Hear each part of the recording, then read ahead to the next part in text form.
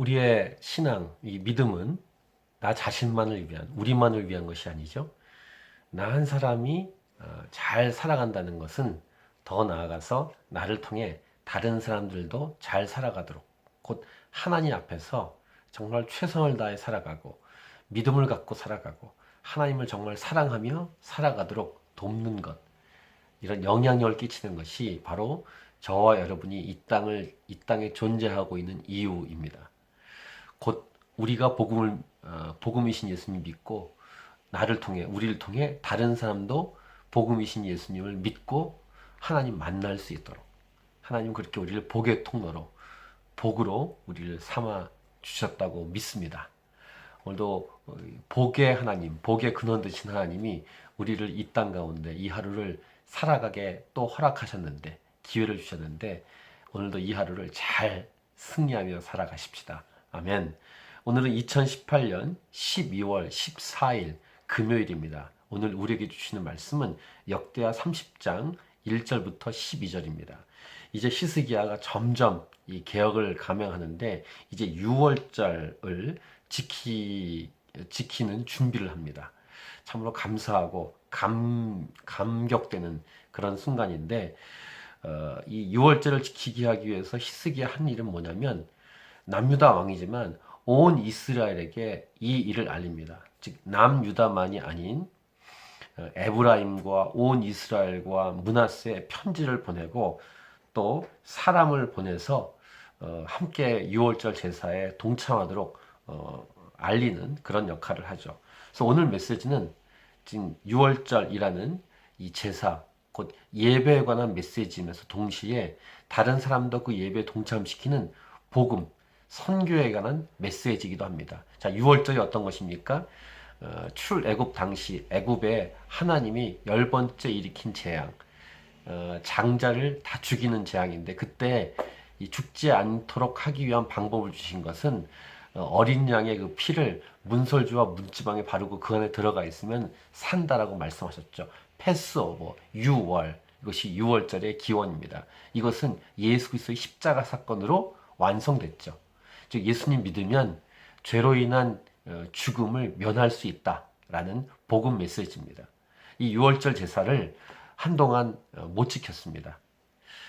다시 6월절을 지키도록 이 히스기야가 준비를 할 때 온 사람들, 온 이스라엘 백성을 불러 모으는데,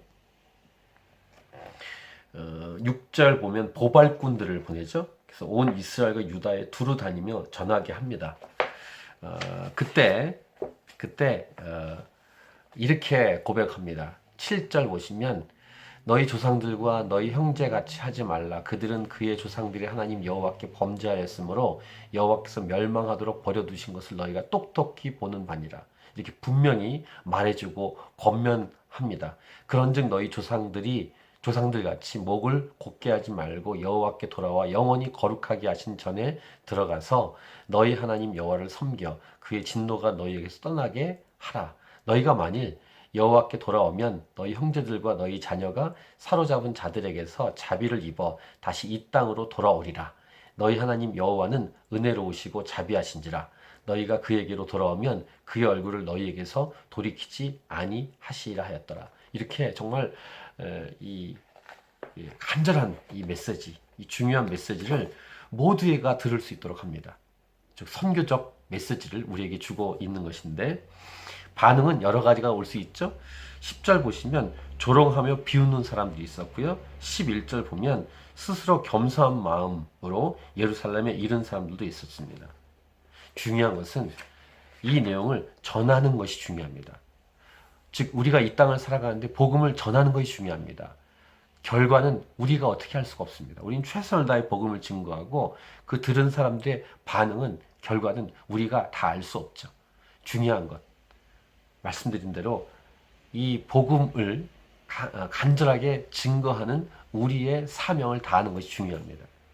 6월절이란 제사, 즉 예배를 위해서 이 예배에 사람들 초청하는 이 간절한 선교적 명령, 선교적 모습을 오늘 이 히스기야를 통해서 우리에게 알려주고 있습니다. 우리가 왜 이 땅을 삽니까?